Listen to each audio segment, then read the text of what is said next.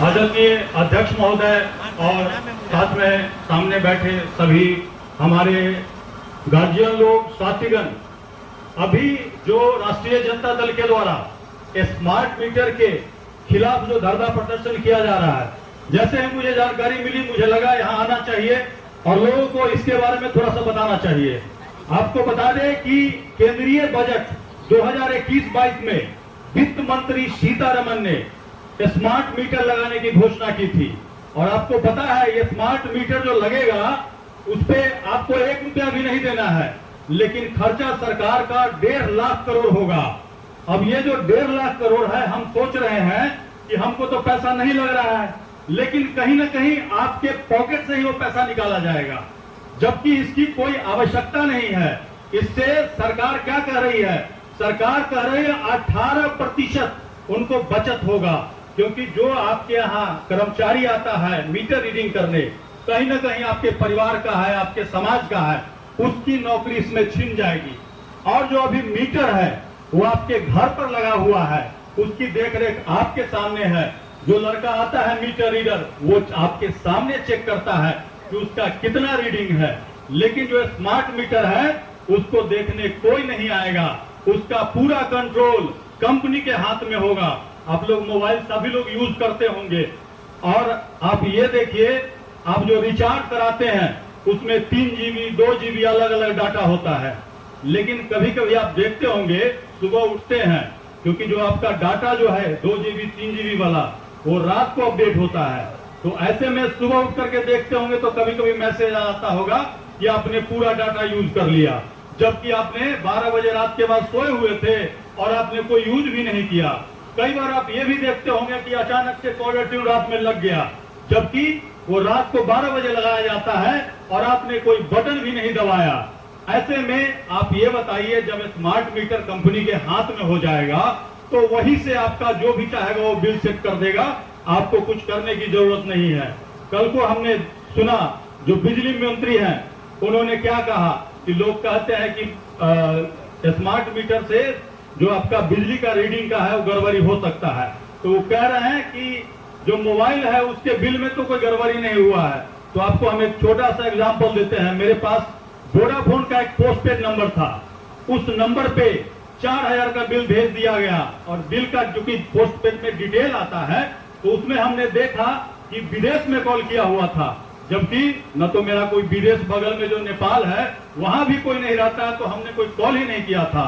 मुझे ये लगा कि हो सकता है किसी ने साइबर फ्रॉड कर दिया हो, कोई सुनवाई नहीं होती है शिकायत करने के बाद, जबकि जो मोबाइल कंपनी है खुद बताता है कि आपके नंबर पे ISD सर्विस एक्टिवेट नहीं है।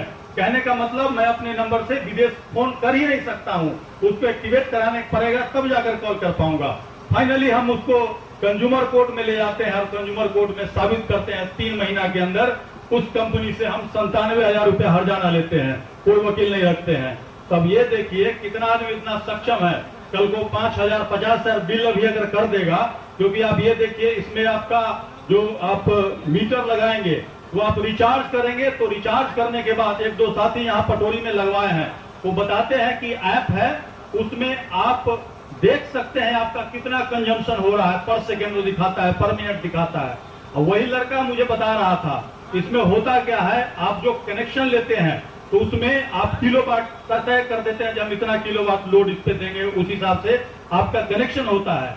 और आप जब इसको लीजिएगा, अब मान लीजिए आप पहले से घर में फ्रिज चलाए हुए हैं और AC चला हुआ है, उसी समय आप पानी का मोटर चला दिए, तो अचानक से क्या होगा, आपका लोड फ्लक्चुएट करेगा।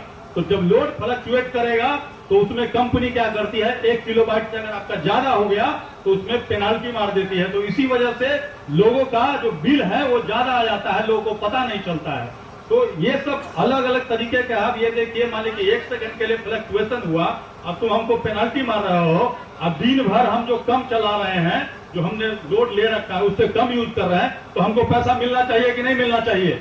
तो ये बहुत सारी कमियां हैं। और तो और बहुत सारे लोग ऐसे हैं अभी भी गांव में जो कि मोबाइल यूज करते हैं, कौन सा, बिना डाटा वाला छोटका मोबाइल यूज करते हैं। जाके देखिएगा मोबाइल कंपनी का कोई भी एक ऐसा रिचार्ज नहीं है जो सिंपल रिचार्ज के लिए आपको दिया हो, उसमें हर हाल में आपको डाटा का रिचार्ज कराना ही कराना है। तो इस तरह से बहुत सारे लोग हैं जो रिचार्ज नहीं करा पाएंगे, बहुत सारे लोग ऐसे हैं जो उसमें काम कर रहे थे वो बेरोजगार हो जाएंगे। अब ये देखिए सरकार कहती है 18% पैसा बचाने के लिए ये स्मार्ट मीटर ला रहे हैं और इससे क्या होगा, लोगों का नौकरी छिन जाएगा। और दूसरी तरफ नीतीश सरकार को देखिएगा, हर महीने हर साल लाखों पुलिस वाले को भर्ती कर रहा है। तो क्यों भर्ती कर रहा है, पुलिस को क्यों भर्ती किया जा रहा है? हम लोगों को लूटने के लिए किया जा रहा है। पटोरी में एक हम इस स्मार्ट मीटर से अलग एक मुद्दा है 112 का। आप सभी लोग भली भांति परिचित होंगे उस 112 से। 112 पर लोग फोन करने से डरते हैं, क्यों? जबकि 112 एक इमरजेंसी सर्विस है। हमारे घर में अगर बिजली का मीटर लगा हुआ है, आग लग गया तो हमको क्या करना है, 112 पर फोन करना है। लेकिन मजाल है कोई इससे 112 पे फोन करते डर के मारे कोई नहीं करेगा। जबकि अगर लड़ाई झगड़ा हुआ 112 पर फोन कीजिएगा तो क्या करता है, दोनों को उठा के और गाड़ी में ले जाता है और रास्ते में दोनों को इतना डरा देता है और कहता है कि दोनों आपस में समझौता कर लो। अगर वो समझौता रास्ता में कर लिया तो दोनों से इधर भी कुछ ले लेगा और इधर भी कुछ ले लेगा और दोनों को छोड़ देगा।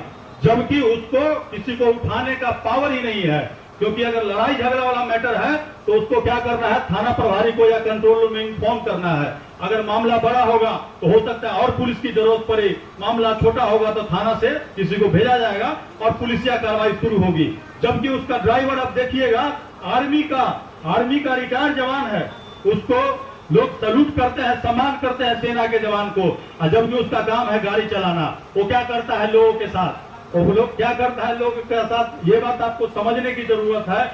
और तो लोगों को इस तरह से परेशान किया जाता है। तो एक तरह से ये जो स्मार्ट मीटर है उसी के बारे में इसीलिए हम बताए हैं कि एक न्यूज में हम पढ़े थे, सरकार ने कहा कि जो मीटर नहीं लगवाएगा पुलिस जाकर के उसको मीटर जबरदस्ती लगवाएगी, और इसीलिए हम 112 की बात रखते हैं। 2 दिन पहले एक वायरल हो रहा था कि 112 को पावर दे दिया है, किसी को गोली मार सकता है, जबकि ऐसा कोई खबर नहीं है। झूठा खबर इसीलिए फैला दिया है ताकि आम लोगों के मन में डर बैठ जाए और पुलिस से पंगा नहीं ले पाए।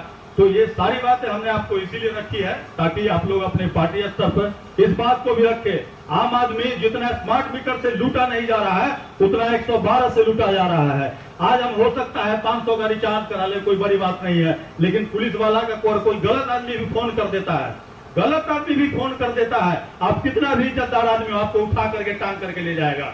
और इससे कहीं ना कहीं आपका समाज में जो आपका मान मर्यादा है उससे ठेस पहुंचता है, और पुलिस ऐसी कार्रवाई कर ही नहीं सकती। इन्हीं बातों के साथ धन्यवाद। बहुत बहुत धन्यवाद।